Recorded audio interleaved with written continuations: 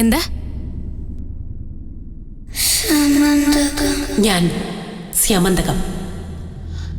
യാദവരുടെ കുലത്തിൽ ജനിച്ച എനിക്ക് ഭഗവാന് പ്രിയപ്പെട്ട പേരിട്ടത് അമ്മയ. പാവം എന്റെ അമ്മ. കരയരുത്. താനൊരു നല്ല ആത്മാവല്ലേ, കരയരുത്. എന്താ നിന്റെ മോഹം? എന്തുകൊണ്ടാ നീ അനന്തതയിൽ ലയിക്കാത്തത്?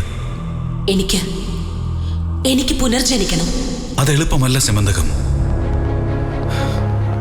കെട്ടുകഥകളിൽ പറയുന്നത് പോലെ യക്ഷിയായി പുനർജനിക്കാനൊന്നും ഒരാത്മാവിന് കഴിയത്തില്ല.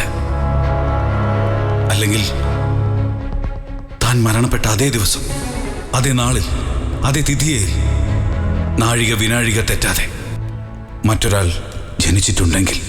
ഉണ്ട്. 6 വർഷം മുമ്പ് അങ്ങനെ ഒരു കുട്ടി ജനിച്ചിട്ടുണ്ട്. അവളിലൂടെ എനിക്ക് ജനിക്കാം. പക്ഷേ അവള് മരണത്തോടടുക്കുകയാണ്. ആരാ? തനിക്കറിയോ ആരാന്ന്? ഇല്ല.